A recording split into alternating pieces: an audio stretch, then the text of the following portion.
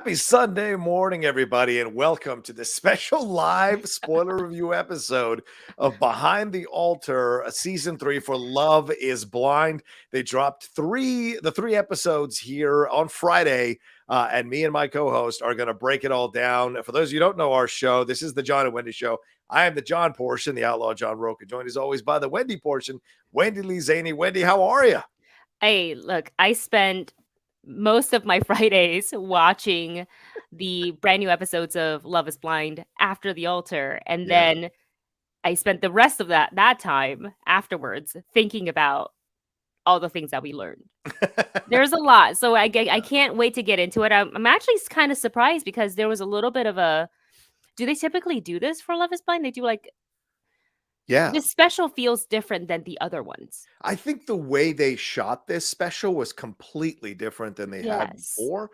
It felt at times like it was a little choreographed, and I get it. I'm not a newbie at reality TV. I know, having worked on a reality show years and years ago, some of the stuff is staged, but the gift of the last 2 seasons and most of the season of Love is Blind for season 3 as well is that it didn't feel necessarily choreographed. It felt like you were watching these natural interactions between these couples. And this one, these last 3 episodes felt a little staged. I mean, the black and white stuff, the slow motion stuff, it just seemed a little odd with how they were doing it. So it is different, but they have done after the altar stuff for the second season. I don't remember if they did it for the first season, but usually they had that reunion episode, I think, in the first season, and that was that. And then they checked in with him for 1 hour. Spreading this out over 3 episodes was a real surprise because it was like 30 minutes per episode.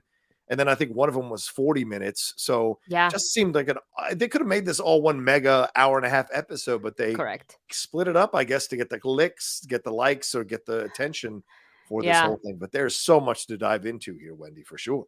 One of the things, my least favorite thing about watching this entire season, and it was not as noticeable in season 1 and season 2, is those damn gold goblets. Oh my God. And champagne flutes and wine glasses. And if it was a marketing thing or a sponsor thing, I will never purchase that for my home. I got so sick, especially when SK and his brother were at the ring shop. And they just had them. And granted, there was something in them. So, I appreciate they actually put something in the glasses because I really hate an empty coffee cup. Right. Like, when you watch TV, you're like, that's empty.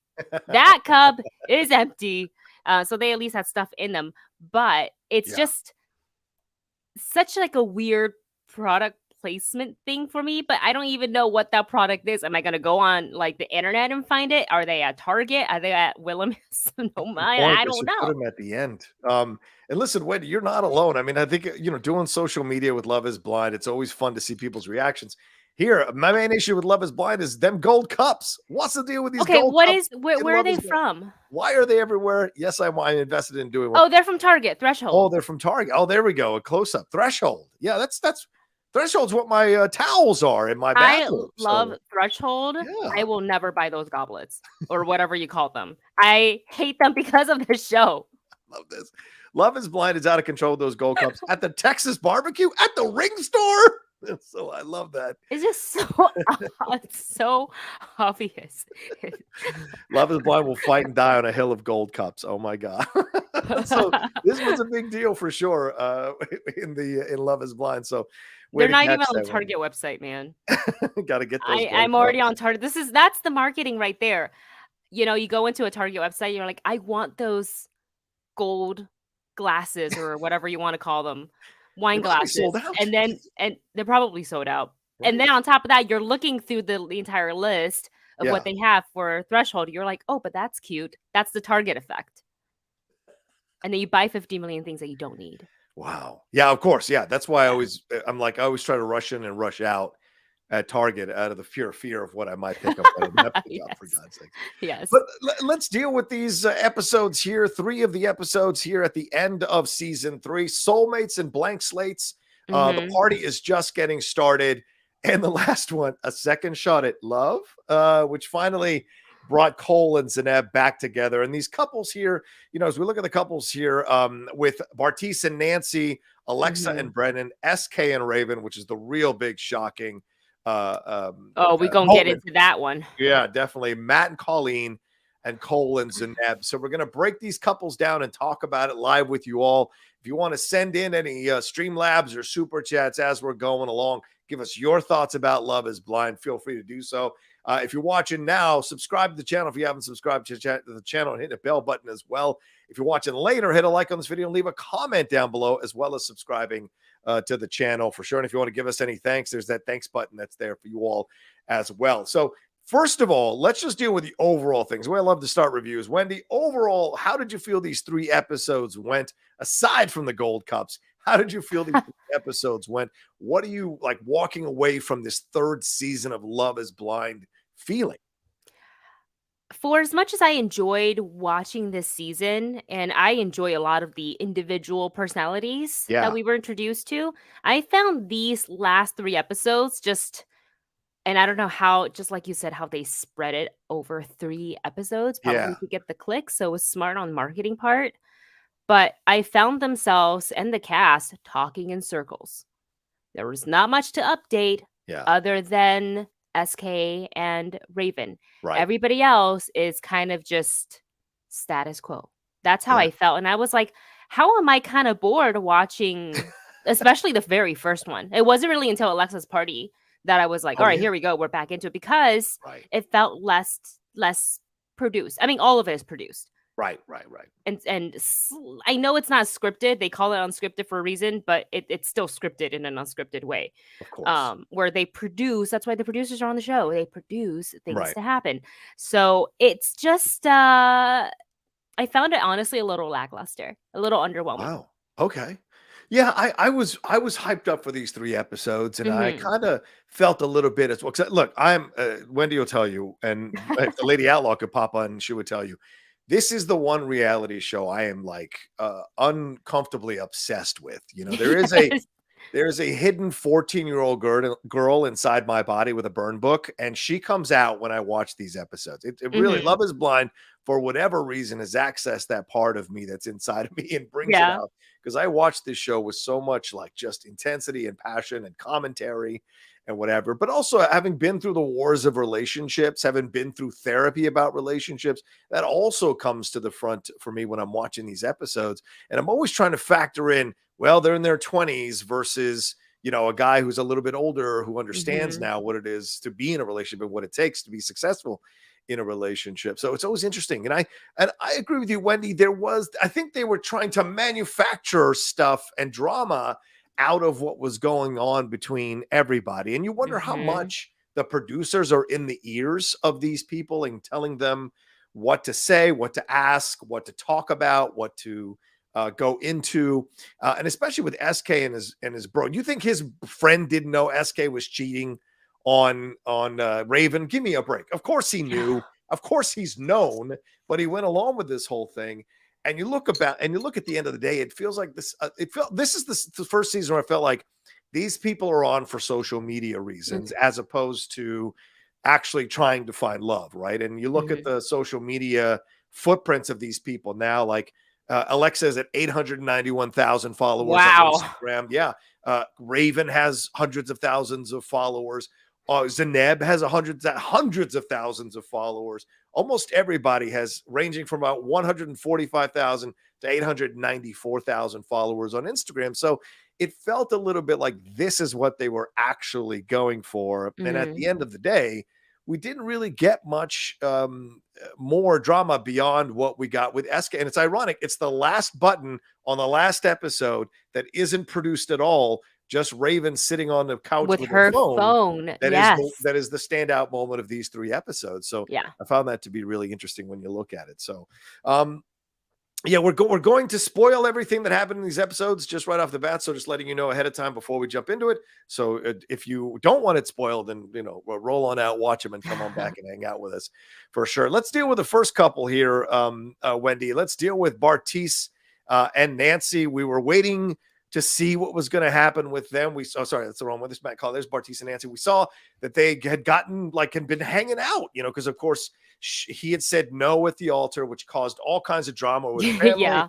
Her brother being like, "What the fuck are we doing here?" You know, there was a whole kinds of drama. But then we find out that they have been seeing each other since that time, and she said they've been intimate, but she hasn't told her family that they're hanging out. We see her tell her family, I think in the second episode they're hanging out. Her mom doesn't like it. Her brother doesn't like it.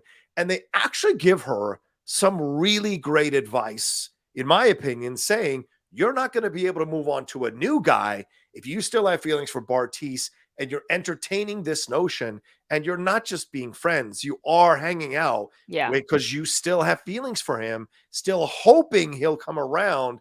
And then we see them have that interaction at the party, I think in the third episode, where she puts the hammer down and says, I need friends to help me grow. You're not one of those friends that's going to help me grow right now. And he kind of is hurt by it. And he walks off. So what did you think about this whole situation with Bartisse and Nancy over these 3 episodes? So I'm actually not surprised that they had continued to see each other after that terrible day.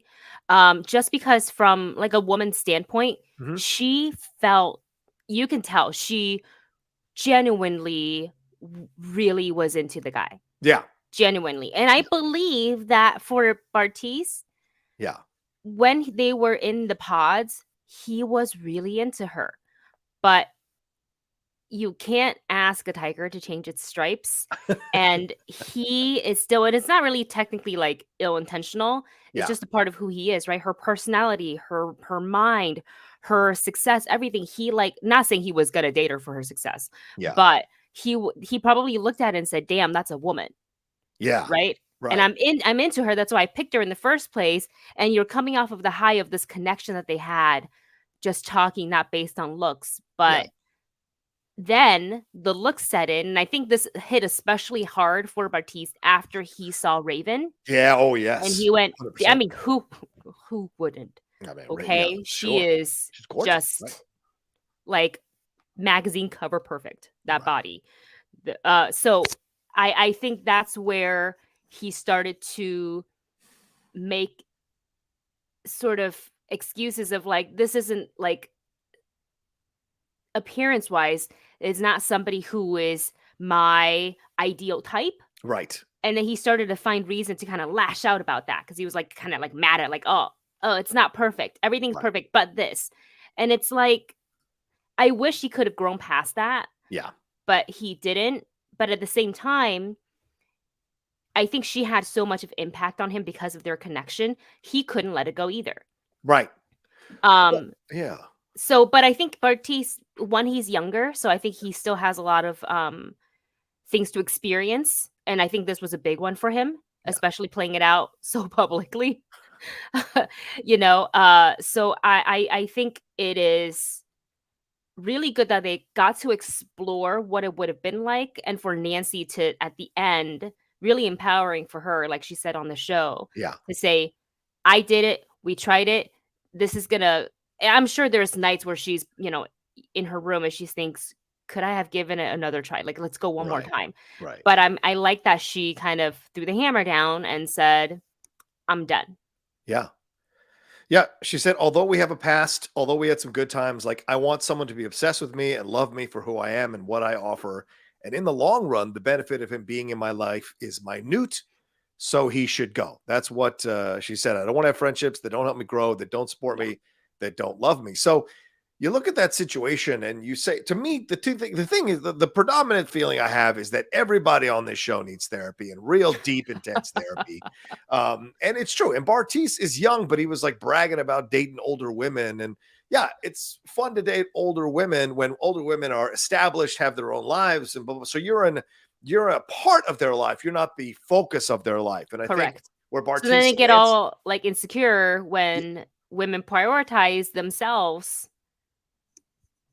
you know, right? You know, and he's kind of like, oh, well, this is why I don't take older women or something like that. I don't know. Right. And I think with Nancy, you know, I think for all Nancy's accomplished, I think Nancy has a lot of insecurity going on about herself. And I think she's got to figure out how to come to terms with that. As someone who navigated insecurity for many decades, to figure out how to come out of that kind of stuff and embrace who you are, like who you are, so you can be ready to be in a healthy relationship. Nancy's got to do that, because Bartisse essentially treated her like a puppy dog. Like he would show up whenever he felt like it. He would, you know, get intimate with her, as she described, whenever he felt like it. And she was always kind of waiting for him to kind of come around and give her any kind of affection, give Yeah, her any no. kind of love. And when you're conditioned to be in a relationship like that, any crumbs that come off the table feel like full meals because you've convinced yourself that it's okay. Look at the way she was defending him to her family. And that's the defense of someone who's in a bad relationship, but doesn't know they're in a bad relationship and and she's just stuck in the cycle. And Yeah. so I think both of them, certainly Bartisse could use a lot there, but certainly Nancy, because I think Nancy has a lot of positive attributes, a lot of positive qualities that once that gets kind of fixed a little bit, and look, she comes from a divorced home. Her Yeah. mom is a pretty hard ass woman. Her dad is cool. Her brother's reactionary. So there's a lot of mixture of stuff from what she's come from. She's kind of like the peacemaker, like the people Yes, pleaser. She's like, yes. okay, okay, it's okay, it's okay, it's okay, it's okay. Right. And I get sometimes it. the Yeah. peacemakers don't remember that they have to like work on themselves too. They have to create space for themselves and love themselves for what they do. They're so busy trying to fix other people's drama that they don't realize they've also got to work within themselves so they can fix their drama and be happy, healthy people as well. And hopefully Nancy finds her way to that because she's, she's an attractive woman, successful woman, making her money, doing her thing. Bartisse is like working out in the gym and taking pictures of himself, two different things. And so I think hopefully she finds someone who is career driven and they find that balance that you need to have. But yeah, in the end, it was Bartisse. He could care. I bet he'll be over her within 6 hours, if that at all. He would only want to hang on to her for the continued success. Yes, exactly. To be in the conversation. Because did you notice they put in at the end of the show, the new show that they're putting on that's also hosted by Nick Lachey, and it's called Perfect Match. It's got all the people from the various Netflix shows. They introduced Bartisse. They said, but he wasn't in any of the segments. Oh, right. Yeah. You noticed that. So I'm just kind of like, so did he just like up and left, or was he just like can't be successul without Nancy? Eliminated easily? Yeah, it's a very good point. Because people probably saw the show, and all the Netflix people talk. I don't care what show they're from. They all talk. They all half of them are in LA, the other half is in Texas. Like they all talk. Yeah, exactly.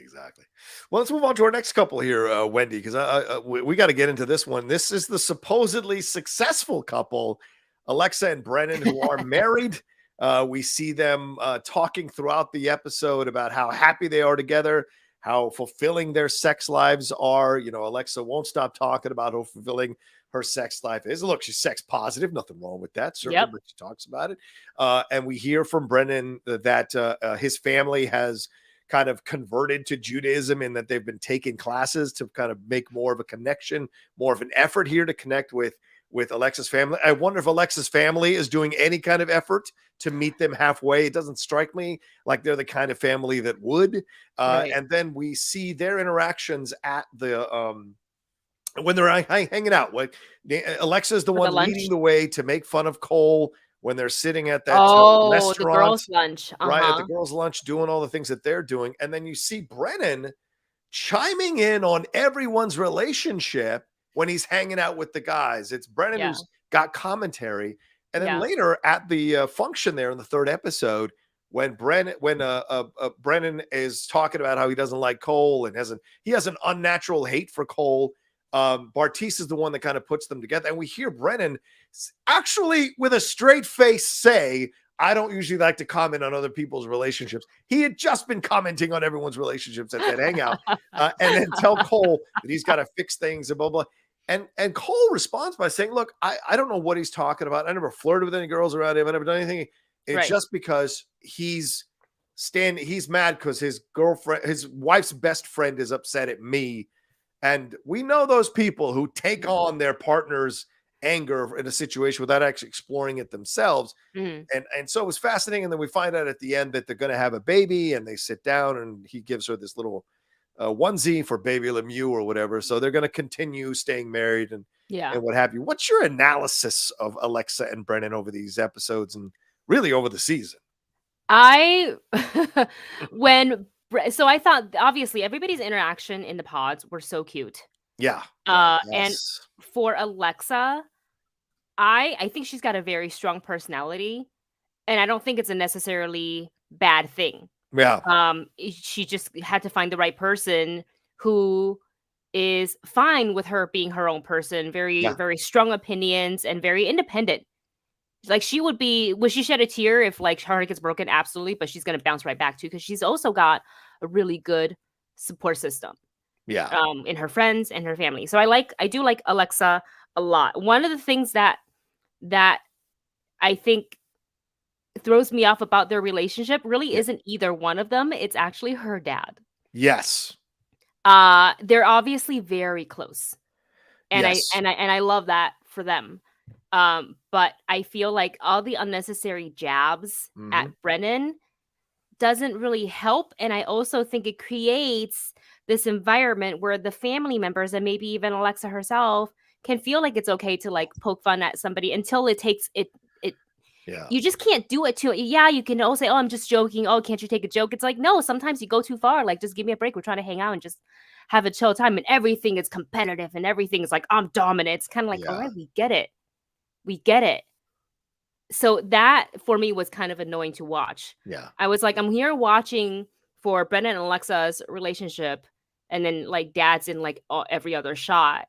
And Yeah. I get it. Like it creates a little bit of drama, I guess. But I feel that it's gonna be hard for Brennan to if he ever I mean, I don't think they're gonna change their mind. They're having a baby. Right. So, but like had that not be one of the elements, and he kind of wakes up one day and like really reassesses, he's gonna have a real hard time getting out of that relationship Yeah. because of supposedly there was a prenup and all of this other stuff. Plus, Yeah. I just I always do think it's important to meet the family before you marry someone because you're not just marrying that person, you're marrying their family. So if you don't like them, you got to deal with that for the rest of your relationship. 100% correct. Yeah, that's Yeah. why, I love Lady Outlaw's family, so, like, Yay. to me, it's a very smooth transition, and my family loves her when she Mhm. came to visit Virginia, so you're right, 100%, it's real important. It's not necessary, It's but not it is important. necessary. It's helpful. Yeah, it's awful. It's helpful for sure, You don't dread the especially holidays. yeah, especially if you're very connected to your family. And like you said, Right. Alexa's family seems pretty connected for sure. But I'm going to be a little bit honest here. And I don't know if I might get in trouble for this, but for me, this is, I think this is I don't know, a dangerous relationship in Oh, my opinion. And I'll tell you why, because yeah. Alexa very much is the alpha dog of this relationship. And I think that's what her dad was kind of alluding to when he said, I just wish he would take the reins more. I just wish he would be more. Oh, And, uh-huh, uh-huh, she uh-huh. pushed back saying, well, sometimes he's in charge. We've never seen him be in charge in any scenario, in any of the scenes At that least they've not when the had camera's together on. throughout season 3. Right, exactly. Yeah. She's kind of in control. To me, it feels like she has dismembered him and put it in a box. And that's what it feels like to me. She's controlling him to a degree. And look, he is a willing participant in this relationship. He Yes. may want to be with someone who is this strong and guide their relationship and what have you.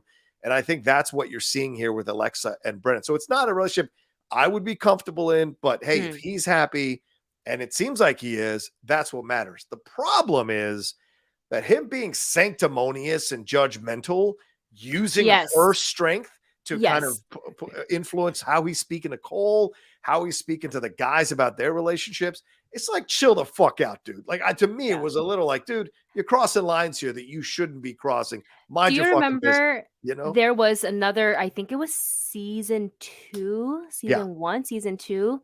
There was a couple, and it's the girl in it Mhm. who it kind of got a little bit more aggressive with the other girls, and Right. she would be like, "That's because I'm married. You don't know anything, but I'm married." Do you remember that? I don't know who it Yes. was, Yes, I forget who it but was. I think it was season 2, and I got so Yeah. annoyed, and obviously Brennan is not as aggressive as her, Right. other than coming at Cole Yeah. unnecessarily. But it I feel like somehow specifically to Love is Blind, it's like the married people, minus Colleen and Matt, because they don't Mhm. really lord over people, but some of the married people have this mentality like, well, I won this competition because I got married. And I was like, yo, it's not a competition, it's a marriage. Right. This is life. Yeah. Like, yes, it's great that you found somebody, but it doesn't mean the people who Yeah. didn't get married lost. Like, what is that? I'm glad you won the first 400 meters of the race, but this is a 26-mile marathon. I don't know what you're celebrating. We got a Marriage long is way to work. go. People, yeah, people think you get married, you It's a put the lot of ring work. on, and it's like you turn off everything. You have to, you can stop. impressing the person. You can let yourself. It's no. Keep working. This is why marriage fail. Yeah. People think, oh, it's easy from now on. No, it's not. Yeah, I mean, and we saw some interesting things he's gonna have to Oh, navigate. I mean, Amber. Yes, thank you, Lauren Else. I'm so sorry. what's I that? was looking at the comments. It was Oh, Amber Amber. from season 1. Yes, yes, yes. Yes. I'm married. I'm married. That's right. That's right. But yeah, we saw the kind of interactions they had about finances, right? That she's like, oh, he's better with money. Of course, because she seems like a pampered, privileged person. Her dad made all the money. And so she's been living off the fact that she's never had to pay for anything and has had money gets that's what I got from that interaction. So Brennan's gonna have to be the one to kind of navigate things. So look, she clearly loves him. Well, it seems like they clearly love each other. Yes. But I think if he is to ever push back or want to stand his ground, I wonder what her reaction would be to that, because we have not seen that once in any of the scenes between them. So I wonder if she would be like, oh, you're changing, you're a different person because I can't control you anymore. So I don't know. It just feels like Brennan's in one of those situations. And look, I'm speaking to the guys we've all seen one of our guys get with someone who controls their life. And we go, why are you in that? But maybe the guy wants to be in that. And you have to kind of create space to be like, you know what? That's what makes him happy. Nothing I can do here. So yeah, exactly. Alexa and Brennan. Exactly. Yeah. If he's happy and he understands, like, the that's the scenario. Yeah. Then yay, Brennan. Exactly. Congratulations. Congratulations. Exactly. Yeah. Both. All right, let's take a quick break, Wendy, and we'll get into the final three couples here in the back half of the show right after this. All right, let's jump into a little bit of drama here with Matt and Colleen. What are your thoughts on Matt and Colleen? We're looking at them here. Colleen, holding his face there with Matt.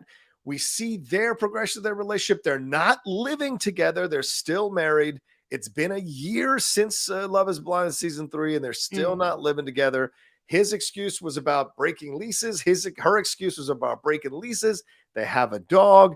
There's talk about them getting another dog. He talks casually about them having children, and she's putting the stop to that. Raven gives us an interesting window by saying they fight too much, Matt and Colleen. They're always fighting. They're always at each other. And Matt talks about that, saying that when they fought a lot in the first 6 months of their relationship because they're stubborn, hard-headed people, but now they've kind of are in this kind of honeymoon phase of their relationship. And we do end on them having sweet conversation between each other about like where they're going to live and the kind of house they want to have. But I got to tell you, I'm going to go a little bit first on this one, Wendy. I'm unsettled by this relationship. It feels to me like Matt is an aggressive, how can I say, possessive guy. I mean, the fact that he walks up and goes, "Hey, what are you guys talking about? What are you doing there? Are you doing something?" And he just seems to always be hovering around her. And then when he's got his arm around her and he's like poking her that's my love language, is to fuck with you.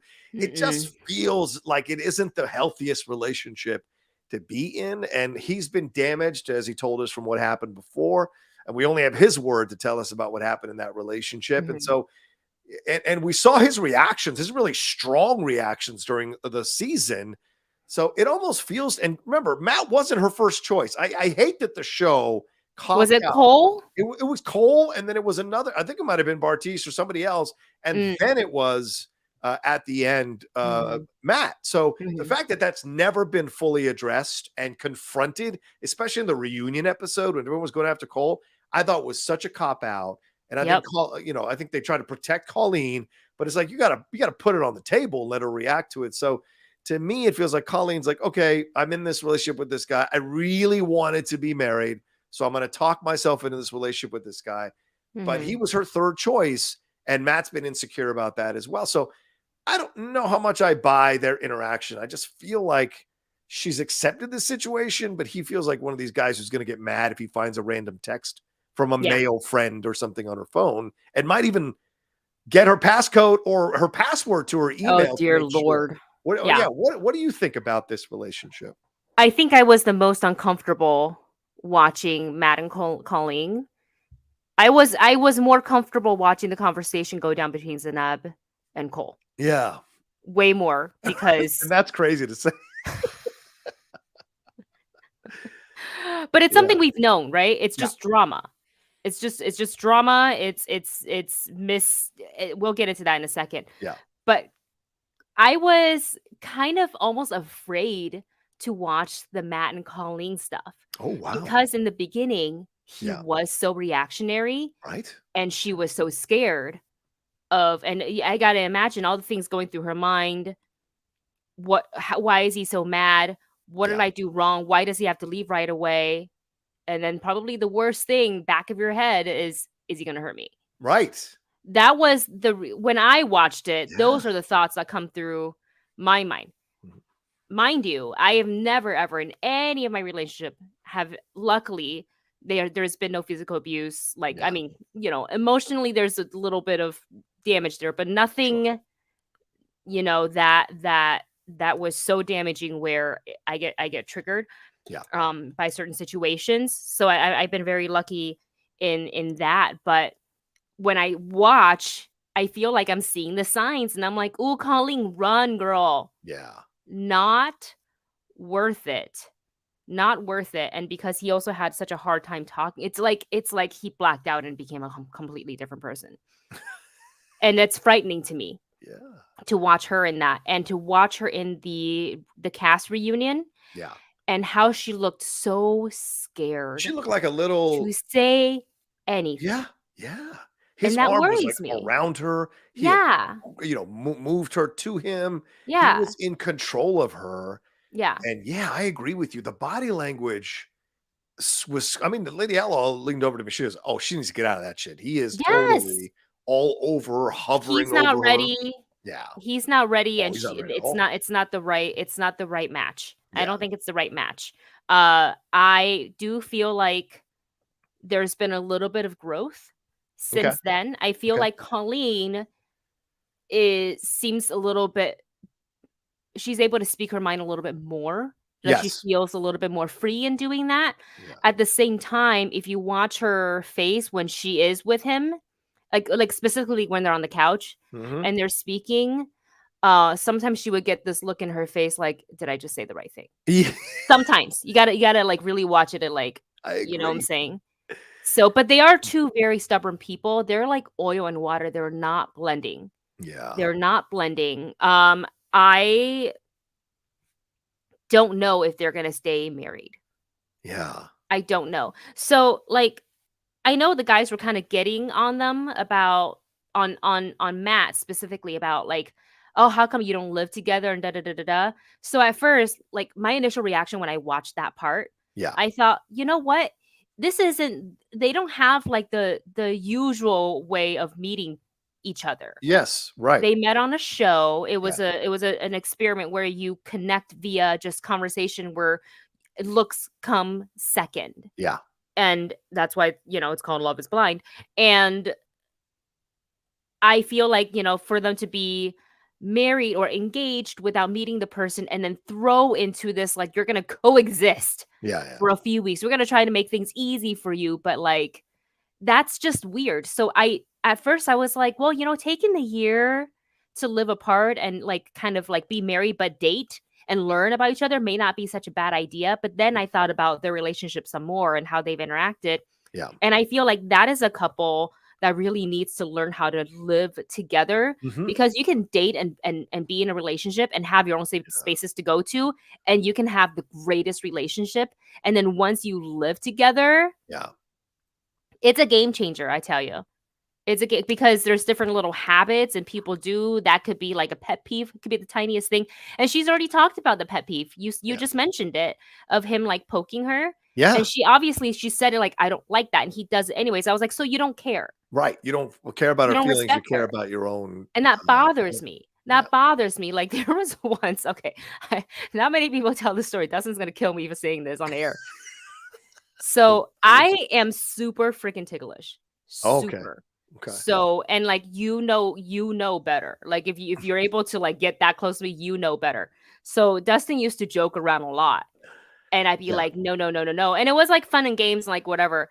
Until one day I like, and it was a pure accident. I didn't mean to, but he like did it so suddenly, like in the ribs area. Yeah. And I reacted so because I really don't like it. Yeah. I reacted so hard, I threw my elbows back and I clocked him in the face. Oh, shit. And he had a bloody nose. Nothing broke. And and Wow. it happened around friends, and they're all like, "Oh my gosh," and I was like, "I'm sorry," but also like, You knew. "You You knew. knew." He's not done it since. He's not Yeah. done it since because he knows better. Yeah. You learn those things. You're Yeah, 100% right. Yeah. I yeah. mean, we were, Also, none of my friends joke around with me about that anymore. yeah, trust None me, of them. They were like, "Okay." they learned Okay. the The lesson. Virgo came out. That's what happened. Or Dustin had to serve as the lesson for everybody else. So, but I yeah, I did mean, feel bad. He was like, "No, no, no, it's okay." it's cool. But yeah, no, that's the situation when you see with them. And you know, again, I always rely on Lady Outlaw, who's been through her own wars and relationships. She's great. We watch these shows. She's so great at analyzing these things from a woman's point of view. You know, because I only see it from a man's point of view. Really, I mean, I can understand it from a human point of view as well. But getting that kind of in depth, and she felt the same way. She's like, oh yeah, no, they got to if they're fighting and they're not even moving in yet. I mean, they're having these kinds of fights. They're in for a whole rude awakening when they move in together because she said she's always felt like if you keep your place, it's because you need an out and you know you need an out. And when you move Mm. in with someone, it's because you're fully accepted or you think you're fully accepted that you don't need an out anymore and you want to see where this is going and you trust this relationship, you know?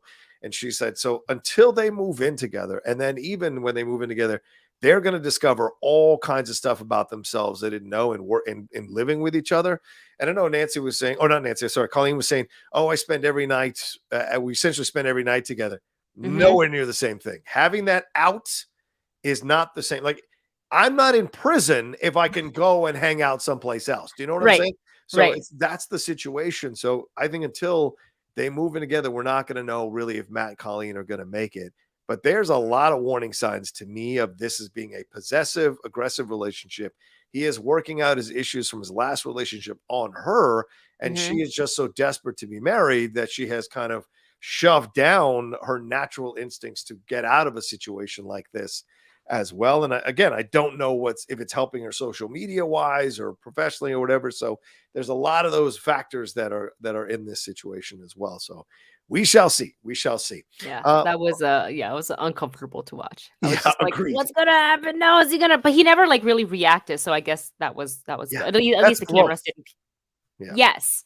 Yes. Oh, and also when they have the barbecue meet up with his family, Oh, yeah. we do hear that Matt has, to give credit to Matt, Matt has been going to the ballet recitals. Matt has been going even to the one she asked him not to go to, which I think is interesting as well, that he Yeah. showed up at these things. So he is supporting her, but I guess he's going to support her in his way, which is if I'm Mm. going to go to him, I'm going to go to the mall, whether you like it or not. So still Matt being a little Matt that I think we need to kind of break a little bit. Don't make your ego about her, for fuck's sake. Right. Work on some shit inside of yourself, bud. You can put it all away. Trust me. Let go of the pain and the hurt from the last relationship, and you'll be open for a new one here and take her Yeah. for who she is, not for who you think she might be representing. It's Mhm. you got to be healthy. Yeah. All right. Anyway, let's move on to our next couple here. Let's move on to the big one, the big reveal, because I really want to leave Cole and Zanab for last. So Okay, let's let's deal do it. with SK and Raven here. A lot went down in this episode with SK and Raven. We saw SK and his guy like hanging out at the ring shop. We find out that SK and Raven, we found at the reunion that they were still seeing each other. But now we build up to this moment here with SK and Raven. They're having great conversations with each other, very loving. She's picking him up from the airport. They're talking about what kind of food they like, wet food versus dry food and spicy food and all this stuff. He is looking at rings for her. They're talking about it. And then he sets up this beautiful proposal and Mhm. asks if she will marry him. She says yes. She is super happy. They go to that birthday party and they're just doing their thing. They're hang out with the girls and the boys on those separate nights and whatever. And then at the end, we see Raven there on her phone saying that the relationship has ended and that he has cheated on her.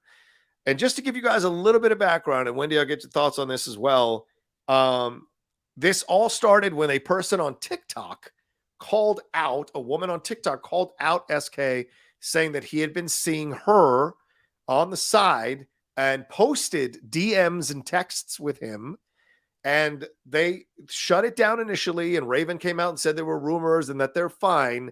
And then another woman came out on TikTok who had said she'd been seeing him off and on for 3 years during the whole Love is Blind situation up until I think last year in 2022 or 2021, one of those.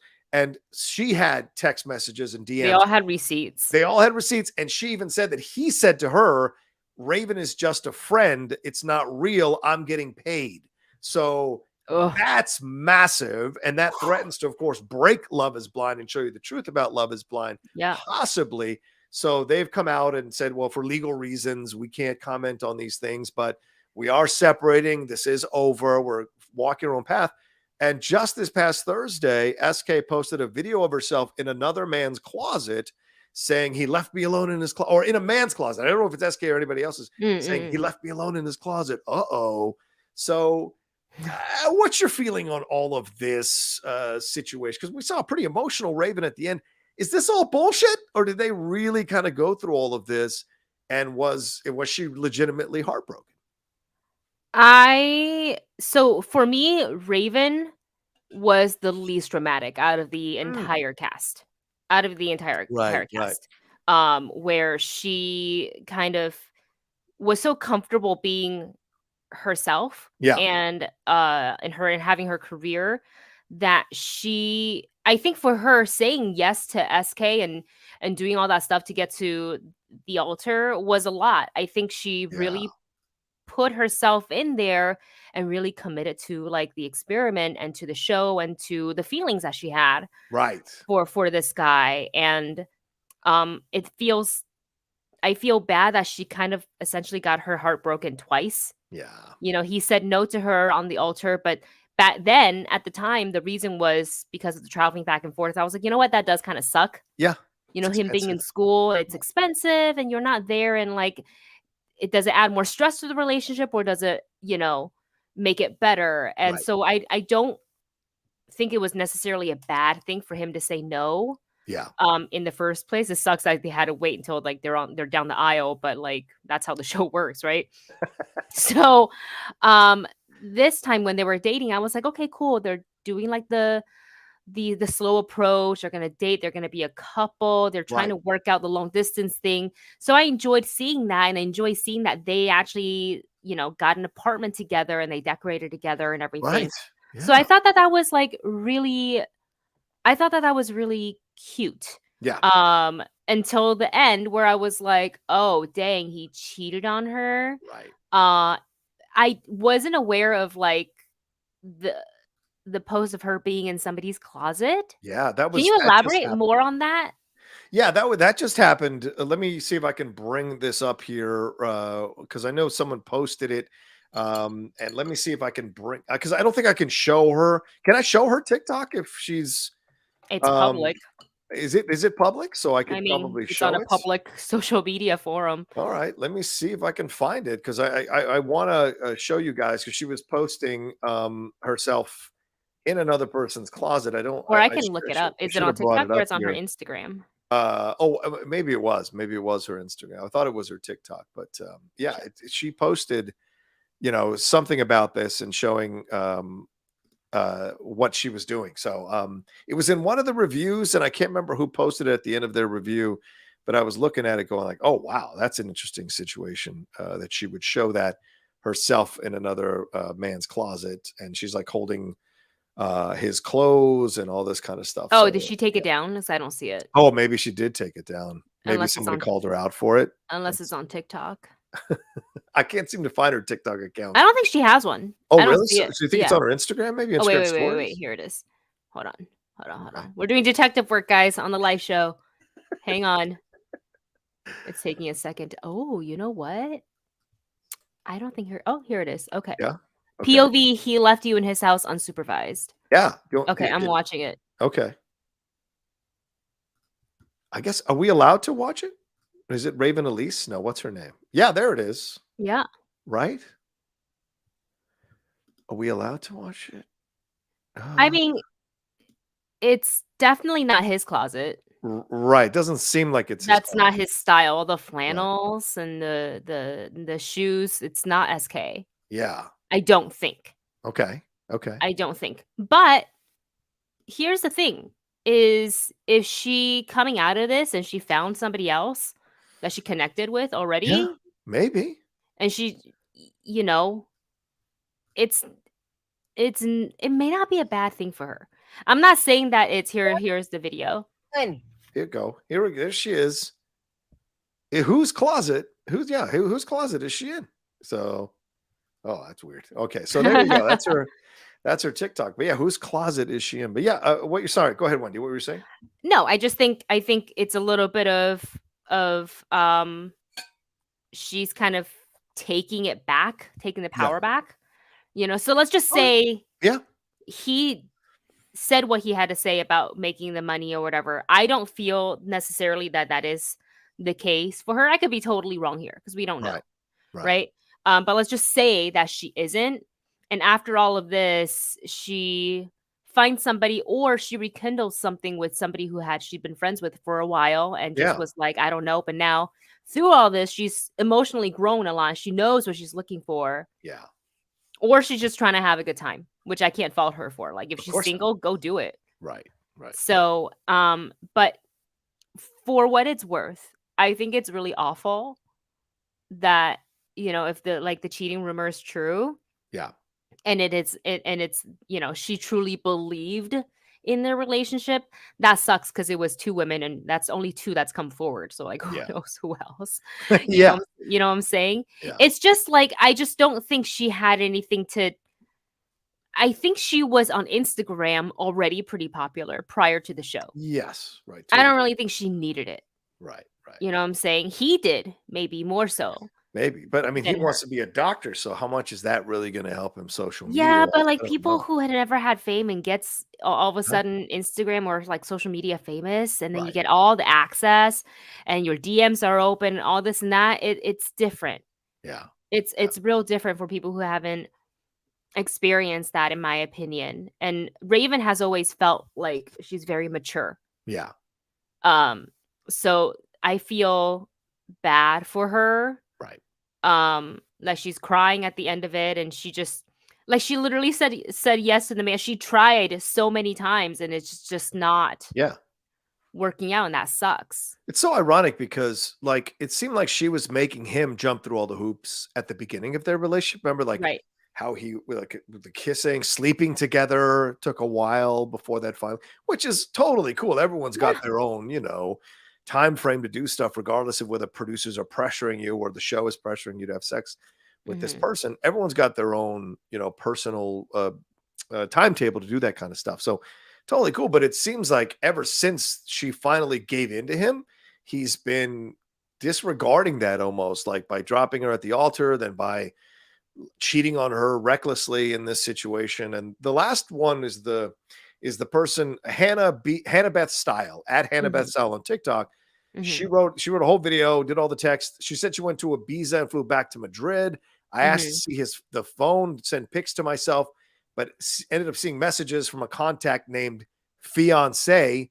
She said then they went to dinner and she confronted him about it. And he said it was for the Love is Blind show, but it was just for dollars and they were friends only. I didn't 100% believe him, but he never gave me a reason to not trust him. So she sent her stuff to Raven on DMs, which Mhm. is how Raven found out about it. Mhm. And then Raven and SK issued a statement on Instagram in November of last year of 2022 addressing this and saying that their relationship is over and blah, blah, blah. So she seems to have moved on just fine. I mean, of course, social media I is not think real so. life, but she's Yes. probably moved on from this. It could have been just a friend's closet, Yeah, honestly, fair point. Fair point. Fair point. So, you know. um, yeah, so very interesting situation between I them in wanna read this. a comment from the Yeah, chat. yeah, This is Travis Earl, but I think it's his wife who's commenting. I feel like Raven's friends really had SK pegged from the beginning. They were yeah, not feeling him at all, but he totally fooled me. I was surprised he cheated. I honestly was too. yeah. Really fooled me. But the friends were on point. Well, his whole family was shocked when he left her at the altar. Like his mom was pissed. because she He was like, went and talked to her too why did we go through afterwards. this nonsense? Why did you make me bring her into the Nigerian culture and have her wearing the clothes, have her getting fitted for this if you weren't going to say yes? And it seemed like she was so, I mean, remember, she's the one that went up there and talked to Raven to check in on her to make sure she was okay. You That's an liked her. incredible move by a mom of the fiance to do that. So I thought that spoke volumes. She probably knows she's got a little bit of an asshole for a child, and so she knows she's got to, she gets it. She's a woman. She's dealt with asshole men, I'm sure, in her life. So Right. she probably feels terrible that she's raised a bit of an asshole in Mm. SK. And Mhm. SK seems to have that the kind of energy where, he's going to do what he wants to do and he gets away with it. This quiet voice of his and whatever. And so, yeah, you're probably right. Her friends had him pegged and they probably didn't react in a positive way when she said they were getting married again and he asked her again. Yep. I don't think they put a video of the friends reacting at all to the news in a positive way. So, Mhm. yeah, so you're right. Maybe they did sense that. Of course, as a woman, you would know. Women know. Women know immediately by body Intuition. language, sound Yep. of the tone, right, Wendy? Mhm. Red flags. So true. Especially if you've, dated a little bit, Yeah. Yeah. then you really know what to look for. And it's also easier to kind of see from the outside in Yeah. when you're in the relationship and you're happy and it's new and it's exciting and you're kind of looking at everything through like rose-colored lenses. Oh, totally. Right. But when you're friends and you know who she is and you're a little protective Yeah. of her, you're kind of like, I don't know. Yeah. Yeah. Yeah. I can only imagine the camera on some of my relationships. Good God. All right, let's move on to our last one. And this, of course, that was the drama there, but let's move on to the drama that was started initially in season 3 here between Cole and Zanab and their interactions. Zanab was never Cole's first choice, and that was certainly clear when him and Colleen had that interaction by the pool. And Colleen, by the way she rewrote the narrative of what actually happened there between them is beyond hilarious. She's Mm. lying about what happened. She very much entertained his interest in her, and she was still kind of needing that stroke. And it was so obvious. So, this whole drama that was created that, he misstepped and said all these kind of things and, leading to Matt getting upset about it. It just seemed so wrong. But I thought, okay, they seem like they're getting along. They seem like they have this connection. And then she absolutely eviscerated him on the altar Yep. when she said she wasn't going to marry him. And then she flat out, in my opinion, lied about everything that happened in that interaction in the kitchen. They show the ending with him having the interaction with her in the kitchen, and it's so clear, and a lot of people on social media felt this as well, that she was lying through her teeth about the stuff that happened, and she was playing victim for the attention on the show and turning Cole into this aggressive, abusive person that he's not. Mhm. That being said, Mm. Cole is an idiot, absolutely an idiot, a simple-minded guy. I mean, he was literally hitting on Alexa's stepmom. I mean, So awkward. I was like, "Walk away, man. Stop talking and walk away." The look on her face. look, Bartisse didn't do much right in this season, but him grabbing Cole and moving him away from Alexa's stepmom was the smart move. Maybe the best thing he did Because all dad season. was gonna come in. Oh, shit, yes. Oh, Wendy, I was waiting for her dad to come in and be like, "Bop!" and knock Cole the I fuck was on like out. I was Yeah. like, I get the shock and maybe compliment her like, "Oh my gosh, you look great." And Yeah. just like he just kept going. I was like, "Put the drink down, Yeah. Yeah. walk away and stop talking. Just stop talking." Yeah, I think Cole is a simple-minded fool. I really do. He just speaks what he feels in the moments. He doesn't Mm, think about other people's reactions to these things, and mhm. he gets in the situations. But I do feel he was hard done by Zanab and them, all those girls dragging him, led by Alexa, which really Mm. I have all kinds of feelings about that. Led by Alexa there, sitting in the girls at lunch when they were all hanging out Yeah. eviscerating him all over again. That was really uncomfortable. And they were twisting the narratives, and Zanab played into it. And her playing herself the victim, oh, I've got to see him again. Oh, how dangerous is it going to be for me? When in fact, she probably was relishing it. And here's the thing, she said she went to therapy, or she's been going to therapy as a new man Mm. in her life. Mm. But the therapy, but she's also saying, I stand by everything I said. And it's like, well, what is your therapist really telling you if you're not going to confront some of the lies that you told about this Right. situation? And then at the end, when they have their interaction between each other, she makes the whole dreading of it, sits down with him. And I'm telling you this right now. Here's my honest feeling. I think Yeah. she still had feelings for him in that moment, feelings for him. I mean, the fact that she wanted to dress up in the best dress and get her hair done and kind Right. of so Cole would realize what he left behind or whatever, or Mm. what he messed up. It just seemed odd to me for someone you say you don't care about and don't have any and won't have any interactions with. It seems like you cared a lot about how you looked for a guy you supposedly don't care about. So there was she is a like she is I think a therapist's wet dream. There is so much to untangle there. That would be years and years of therapy to untangle the things wrong with Zanab. Am I off base? Am I in the wrong ballpark? What do you think? I will touch on the dressing up part. Hmm. I don't think it's like, oh, because I still have feelings. I think no matter what, Yeah. you always want to look 110% your best in Okay. front of an ex. Fair enough. Regardless of like that's Regardless of just who me. left. Regardless It's of who just left. yeah.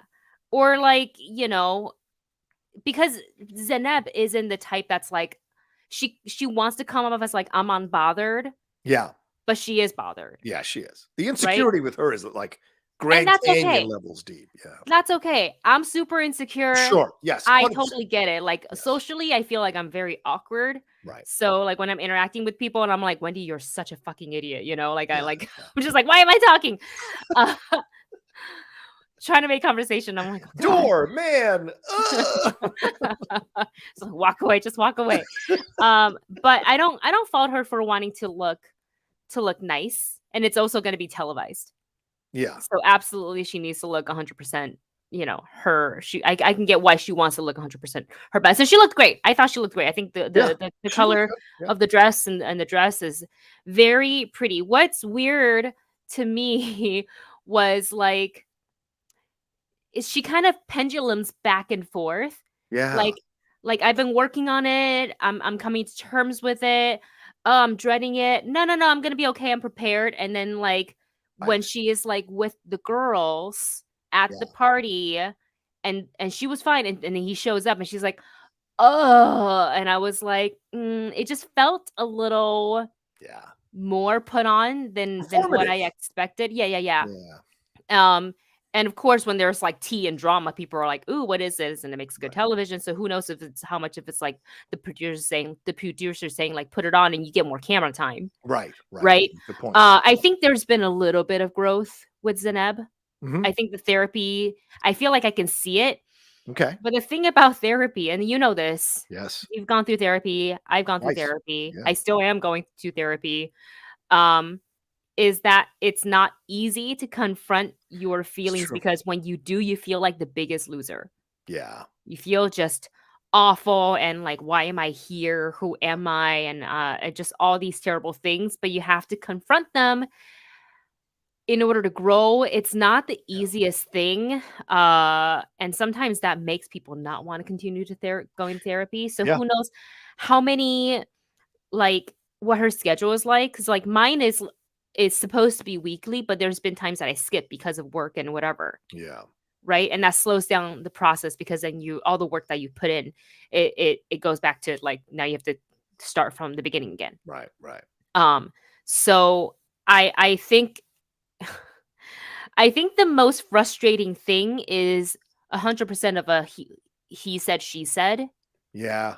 I don't want to doubt that she's felt hurt by Cole's words. All right. Fair point. You don't want to dismiss her feelings. Yeah, that's Correct. fair. That's fair. But Absolutely. I also feel like he truly did not say some of those things, but she Yeah. heard what she wanted to hear and it got blown out of proportion, Yeah.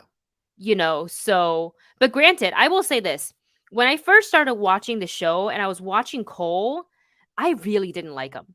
Yeah. A lot I of people really don't. didn't like him. I was like, well, No. who is this? Like, what is his issue? And then so, defensively, I feel like she kind of got into like, well, I got to protect myself because like I'm interested in this man and he chose me and I want to try it out because he's cute. Right. Right. and we had this connection from the pods, but then he's saying all these things to me, and I don't know how I'm supposed to feel about that. Right. So it's like they don't mix at all. If we thought Colleen and Matt didn't mix, these two mix less. Yeah. Way less. I think they, from this point on, should not interact, delete each other's numbers, to block each other on social media. 100%. Like, stop using each other as some sort of gain for social media to be in the conversation. Yeah. Because it's going to get eventually tired, right? Yeah. And the true colors always come out. The show is still pretty new, with these new episodes, but like people have friends, and TikTok and social media is very widely used. Somebody's going to catch somebody slipping up. Yeah. And talking the actual truth about something. Yeah. So, like, till this day, I'm still really not a big fan of Cole. Right. But I do feel bad that he seems to be getting ganged up on, and he's just trying to understand, like, what did I do wrong? And I feel like they need somebody who is a little bit more on the same wavelength. Yeah. Maybe like Bartisse, sitting down with him, being like, hey, man, like, you get me?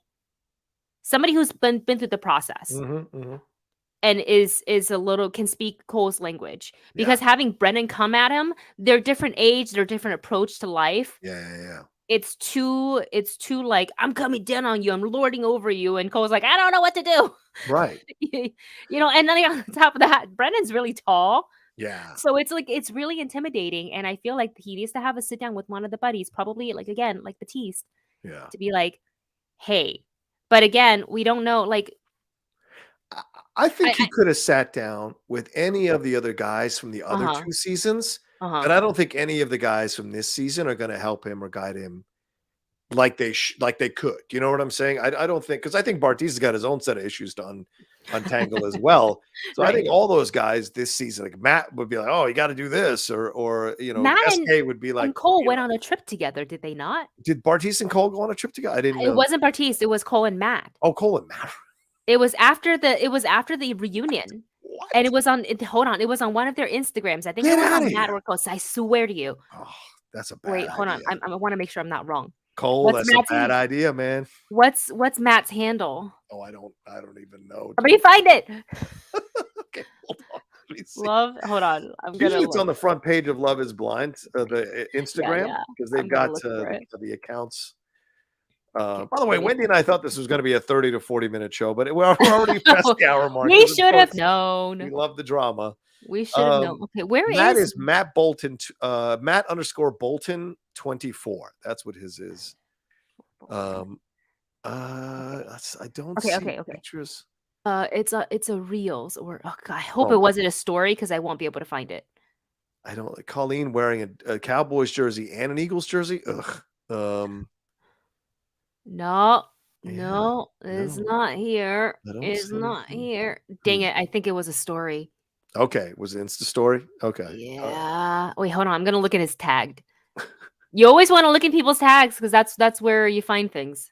Yeah. And shout out to Cole, who has 560,000 followers on Instagram now. So, and he, to his credit, he did say that he is like enjoying single life. He hasn't found that one person just yet, but he says he wants to move to San Diego. Yeah. So this is an open invitation. Cole, if you're in San Diego, if you move to San Diego, I would love to have you as a guest on the Outlaw Nation channel Let's go. Talk about Love Is Blind season 3 with me and Wendy. I think that'd be a lot of fun. Yes. Okay. I think it was a story, because I'm not seeing it here. Okay. All right. Yeah. I don't see anything on Cole's Instagram either. But I see him as a guest on a podcast. So maybe I should reach out to Cole and see what the deal is. And maybe he'll come on the show, because it'd be a lot of fun to talk to him. He's with somebody. You think so?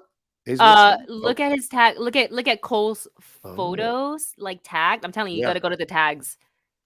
You got to go to the tags. Oh, I see. Yeah. Yeah, he is snorkeling with somebody in Hawaii, and they look. Oh my God, these photos are so cute. Well, there you go. Yeah, all right. I guess he's having a good time. The account is, I don't even know if. Oh no, he was hanging out with Bartisse. Oh no! At Christmas, the Christmas party. 8 weeks. Yeah, that's what I'm saying. Because they're young, they're two younger dudes. Oh, right. So I think All right. I think that's why they could be on the same wavelength. Yeah. You know? Yeah. I love this comment from one of the commenters for Cole and his Christmas pictures. I'm gonna Nadia send this B. to you in the private Morris. chat. She says, "Ugh, here for Cole because I'm a mom of boys and I support you, but I hate seeing Bartisse in your pictures because I'm also a mom of a girl and would hate for her to even know someone like him." Yeah, I think Bartisse got away with murder in this season because he's the one they should be ganging up on, not poor Cole. I mean, Bartisse was, yeah. So it's crazy, but anyway, Cole doesn't know how to defend himself, so yeah, that's what makes that's him true. a easier target. Mm-hmm. I sent you okay. Okay, There's photos that I sent okay, let's bring it up. in our private chat, and Oh, that's like I don't know who that is, okay. but like if that's his like new person, happy for you. Yeah, here we go. More where? Oh, wow. Okay. Oh, but is that his? I don't think that's her. Who's Oh, Zanab? oh, I see. It's Oh, I not. see. I don't think it's Zanab at all. It's two couples, right? Or is that her? Oh, I see. I see. Yeah, I Oh, think that's fascinating. him. Looks like him. It's tagged as him, Yeah, so yeah, yeah, yeah. you know. Interesting. Okay. Yeah, All right. yeah, that's El Mason. definitely the Okay. same shorts holding the girl, so that's him. Wow. Oh, good point. Yeah, yeah, yeah. All right. And you know what? That's smart because I just looked at her. She is moving to San Diego. Oh shit. There you go. And her account is private. Smart girl. I wouldn't be Smart. public either. Smart. Yeah. Yep. Smart. You don't want to get in the middle of this drama for No. sure. No. I think we had a Streamlab come through. Ambulance so says 1 hour of Instagram stalking later. This is the content Uh, you love. Let me see. We got one. Okay, we got one from Hoth Security Guard. It said, "Hey, you two, late on this, but have you two heard anything good coming out of Sundance? Looking forward to John Carney's Flora and Son with JGL. Love his film, Sing Street, then went backwards and caught up with Begin Again at once." Well, this is not the show for that, but I will say this: Jeff Snyder did see the John Carney's Flora and Son and said it's incredible. So yes, I will say that's one you should definitely look for sure. mm-hmm. Okay, well, let's wrap it up there, Wendy. Anything more to say on this After the Altar episodes? What's your final thoughts as you walk away from season 3 about this whole show and these couples?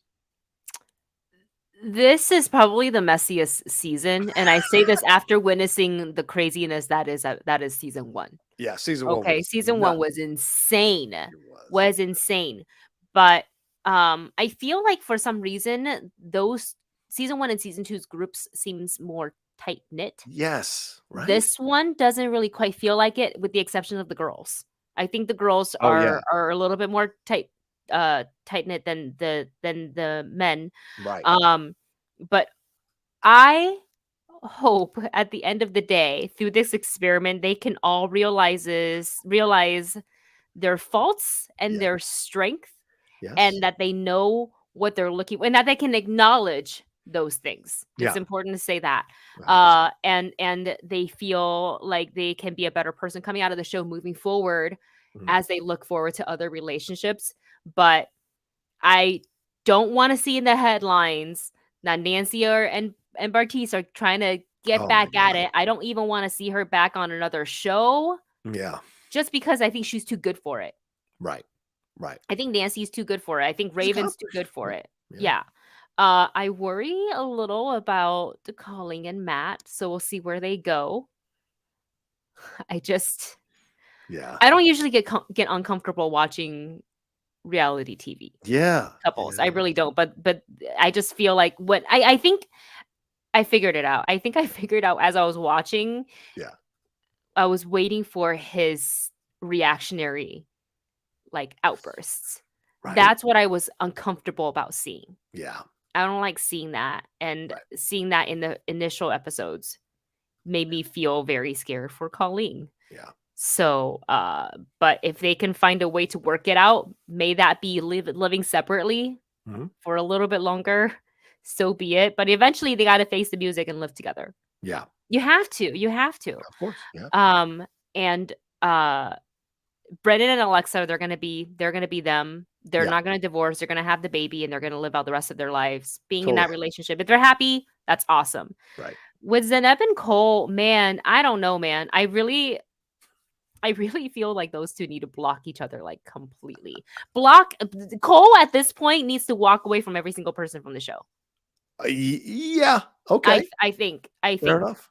every single one of them. I don't think any of them are interested in being his friends. Wow. Okay. That's a strong statement. All right. Yeah. Here's what I'll say overall, just to end the show. Overall, I don't believe for a second that Nick and Vanessa Lachey care about love at all. I think what they care about is the drama, and that's what we're seeing on these shows. And the fact that they keep using Love Is Blind to launch the next thing, like they had that show that they launched through the end of second season, and nobody watched that show. And now they're doing another one called Perfect Match. What was the other show? Oh yeah, was that a show where they're like they put them on a timetable? Like you've got to accept the wedding. You've got to accept the ultimatum. Right, the ultimatum. Yeah, we watched that. You watched it, right? Fair. I only watched halfway through, and I couldn't do it anymore. Oh, so boy. I think you should have watched it. You would have. We'll see what happens in this new one. If anybody watches this new one, Perfect Match, because it feels a lot of like what you were describing in that Korean show. Like they're bringing people together, and then you decide who you're going to hook up with and who you're not going to hook up with, and where you go. So. I don't know. We shall see. But I just don't believe. And by the way, they were totally missing from all three of these episodes. So how can you call them hosts of the show when they show up maybe for 10% of the show? It's weird on so many levels. I get their executive producers count your money, but I don't know if this is accomplishing the idea of showing love and that love is possible in these kinds of situations. I think the couple from the first season who's still married and they've written a book about successful marriage, that's awesome. Like more power to them. But I don't know if necessarily this experiment is 100% working. That being said, I'm going to be watching as soon as season 4 drops to see if maybe they've learned some lessons from all of this. We shall see. And I do wish all these people the best, either separately or together. I wish them the best. And I hope they get some good therapy and they learn some life lessons.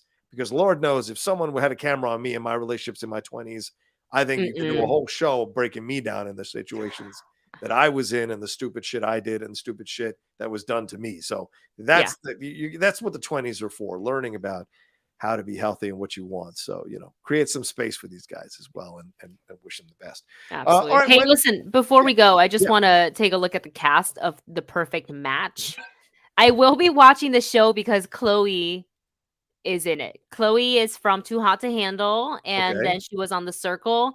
I love Chloe. She is so much fun to watch. She wasn't really in the preview at all, just like Bartisse. So I hope she lasts in the show like a little bit longer, just because she's so she's very unapologetically her, and she's like very happy and bubbly and just like the funniest person. Like you would love. I don't know if you've watched Too Hot to Handle, but she is a lot of fun to watch. Chloe Veitch, is that correct? Yeah. Okay. Yeah, I think she's from Essex. Oh, okay. She's British. Yeah, she's so much fun to watch. I'm watching for her, and I'm watching for Joey, also from The Circle, because I enjoyed watching him on The Circle. And I must stay to see what kind of craziness Damien is going to bring to the show. Because Damien, that's from Love Is Blind. Right. Damien Powers. Yeah. Yeah. So. There's some other people that I really don't. I don't really know some of the other people, but wasn't Zay in something? Oh, I don't know what Zay was. Zay was in The Ultimatum. He's in The Ultimatum. That's I'm saying you gotta finish. Just do it. Oh, what episode did you get to? Do you remember? 5th episode. I think it's the 5th episode. Oh, that's pretty close to the end. I know. All right, fine. I'll finish it. God damn it. I'll finish it. Anyway, all right, let's get on out of here. Thank you all so much for joining us for this extended spoiler review episode of the 3 episodes of Love Is Blind Season 3 after the altar. We appreciate it madly. Please make sure you hit a like on this video, subscribe to the channel as well, and hit that bell button so you see we're dropping all the fun content and out of nowhere content like this that we put on the channel that is entertainment related. And another fun show with you, Wendy Lee. Please let people know where they can find you. Thank you so much. This was fun. I needed this. You can find me on YouTube under The Movie Couple, where we do reactions, movie reviews, TV after shows, and more. You can find me on Instagram and Twitter at the same handle, Wendy Lee Zaney, TikTok, Wendy Zaney, and some of my articles on Movie Phone because I'm writing for them now. Yay! That's awesome. So awesome. Thank you. Yeah, Wendy, always onwards and upwards with you, which we appreciate. As for me, you can always find me at The Rocha Says on Twitter, Instagram, and TikTok, The Outlaw Nation on Twitch. And, well, in my other podcast, The Geek Buddies, The Cinephiles, The Top 10, which is wrapping up at the end of February. We are ending the show with a live show on February 27th at 6 p.m. PT. So, hang out for all of that. And, of course, all the other stuff I do all around the internet. So, thank you all so much for joining us. You're the best, and we'll talk to you next time with another brand new review or show here from the John and Wendy Show. Peace.